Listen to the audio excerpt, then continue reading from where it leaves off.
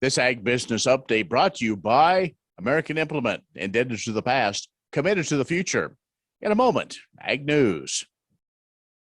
Wolfter Construction and Irrigation has been around a long time, and a lot of folks have trusted them to design, build, and service all sizes of commercial and on-farm storage for grain and equipment. Wolfter is also known for their outstanding irrigation division, where they stock a complete selection of nozzles, regulators, drops, gear drives, electrical, and structure components. Looking for an electric motor? Wolfter has a large selection in single and three-phase. Next time, reach out to the pros who have decades of experience at taking care of business the right way. Wolfter Construction and Irrigation. S&S Trailer Sales, with 2 locations in Ness City, Kansas, is where everybody goes to buy or rent trailers. They feature the all-new, all-aluminum Mauer grain trailer with all of the electric options, the easy-to-load detached trailers, and a huge stock of header trailers. At the west location, you'll find bumper poles, goosenecks, and oilfield specialty trailers, along with flat and utility beds for pickups. S&S Trailer Sales in Ness City and on the web, but remember, you do have to spell out the "and." In agriculture news, USDA plans to loosen existing Conservation Reserve Program rules by allowing participants to request termination of their CRP contract if they're in the final year of the agreement.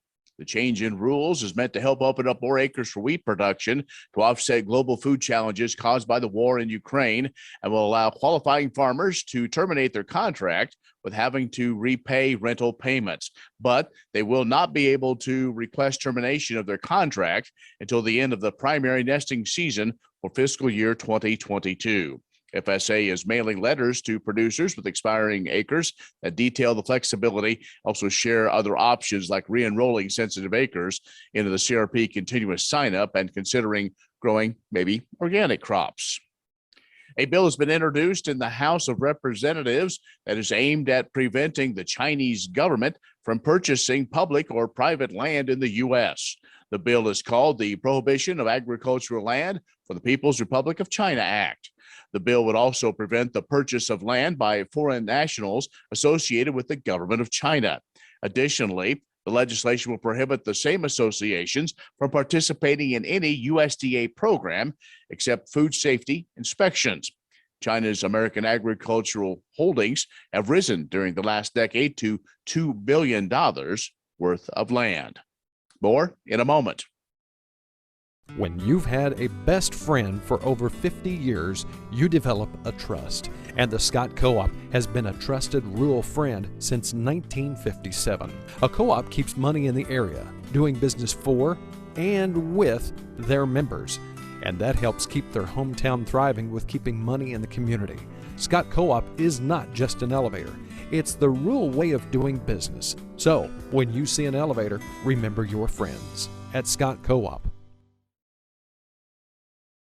Would you like to see something done about high gas prices and low unemployment? Western Place Energy in Campus, Kansas is doing something about it. They're a proud part of Growth Energy, America's ethanol supporters, and they employ 38 people and will be adding more following the expansion. Ethanol fuel not only reduces the cost of regular gasoline, it's good for the environment and keeps money right here in the United States while supporting local rural jobs. Western Plains Energy, doing something for the future. Well, while much of the western U.S. endures widespread drought, people may think mosquito season won't be as intense, but just because there's no rain doesn't mean there isn't mosquitoes. Some of the most significant West Nile outbreaks have happened without significant rainfall, according to Dr. Justin Talley, the head of entomology and plant pathology at Oklahoma State University. He says just because you don't see water doesn't mean there are no breeding areas around. He has a few tips for protecting horses from West Nile virus.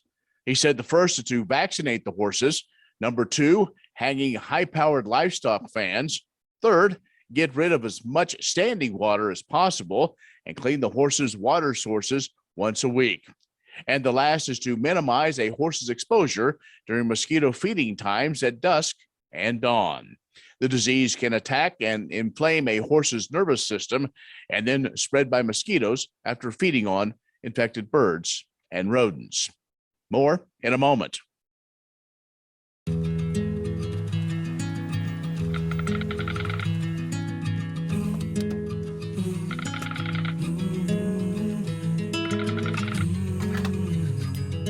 cost of everything has gone up dramatically over the last 75 years. With one exception: keeping electricity affordable. Wheatland Electric, delivering energy for life, your Touchstone Energy Cooperative.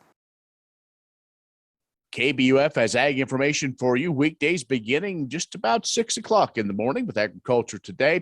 We have market updates, ag news, and interviews to help you make good decisions on the farm and ranch.